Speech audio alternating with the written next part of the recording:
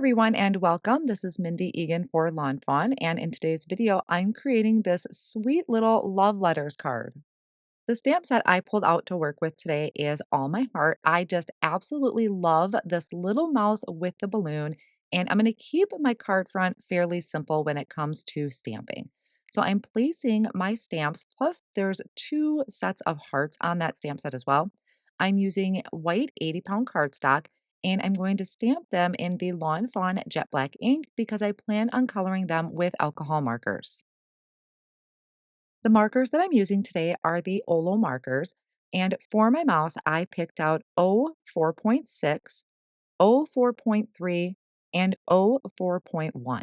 So I'm starting with that darkest shade, which is the 04.6, and using that to create my shadow areas on my mouse, which is going to be on the right-hand side. And then I just blend it out with the remaining colors. For the balloon, I'm going to do this in reds. I wasn't 100% sure what color I was going with for my card front, and I thought red would be a safe bet because it pretty much matches anything. So for the reds, I am using our zero point 0.6, our zero point 0.5, and our zero point 0.4. And then I did bring in the R zero point 0.3 as a little highlight. I'm going to use those same markers for the two groupings of hearts as well.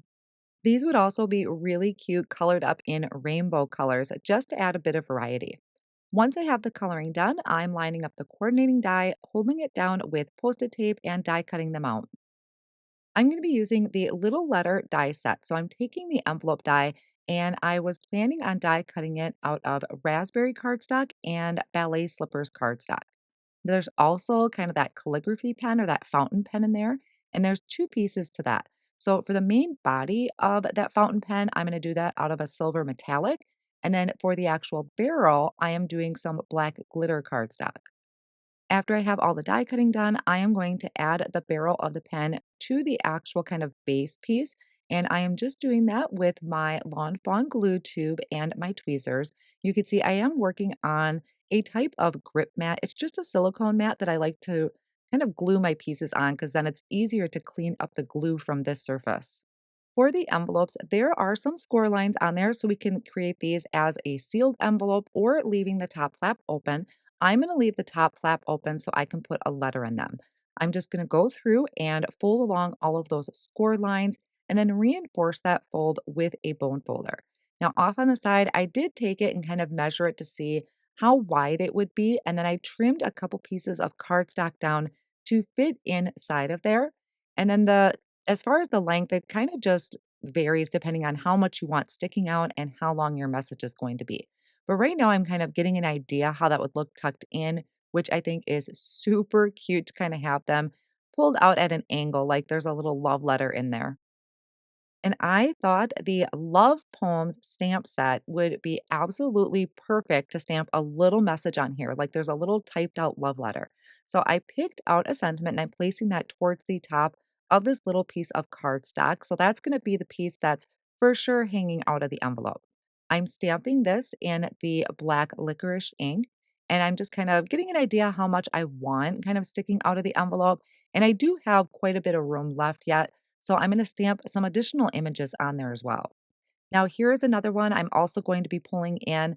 I did use images from Love Poems and also the stamp set You're Just My Type, which has one of them has a cute little typewriter, which would be really cute with this set as well.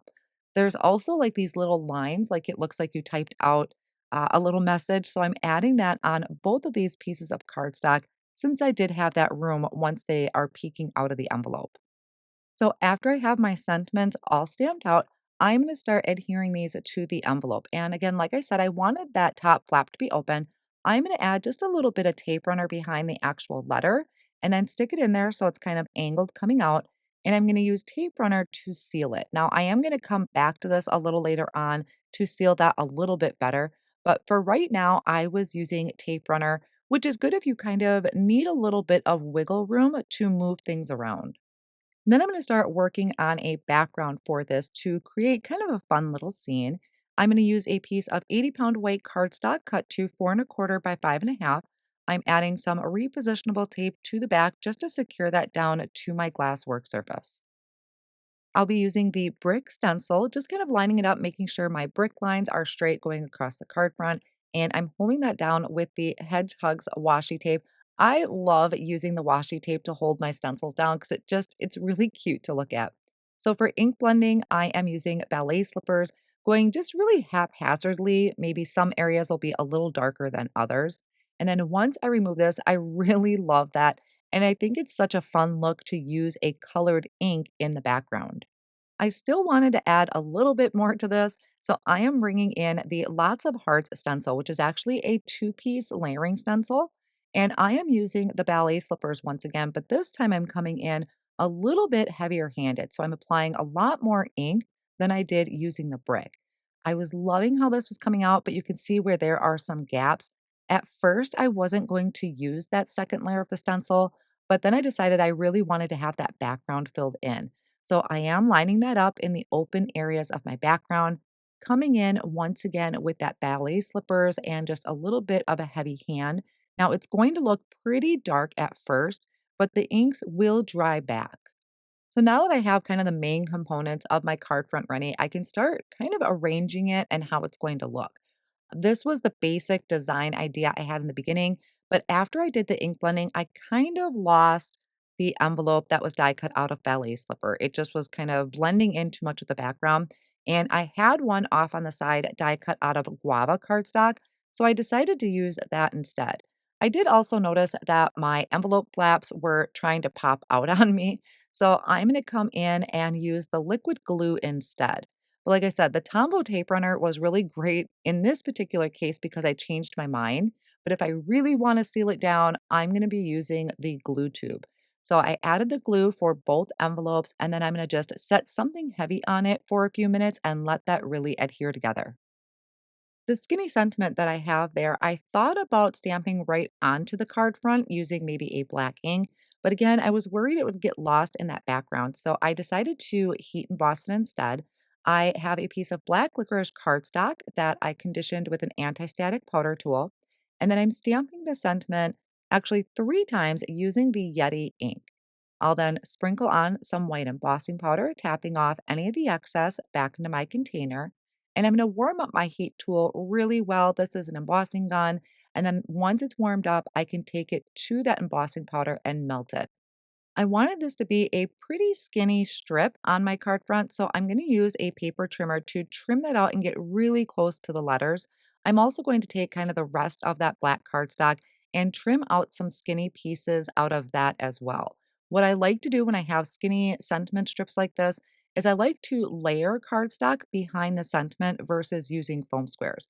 So for that, I am just using my glue tube and then I can just trim off any excess with my scissors.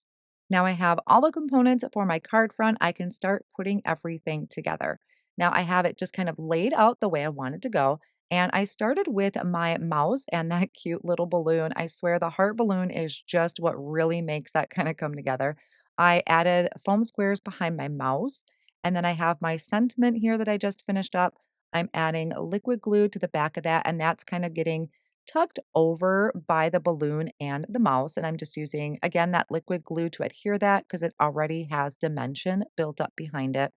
Then I'm coming in with the heart. I am popping these up with foam squares as well.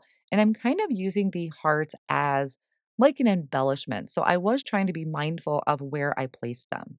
Now for the envelopes, I kind of glued them together in one corner so that way I knew the arrangement that I wanted them to be in. And then I flipped it over and added foam squares to the back of those. Then I just have my fountain pen left. So I am going to just attach that with the liquid glue. No foam squares needed because it's pretty popped up with the envelopes.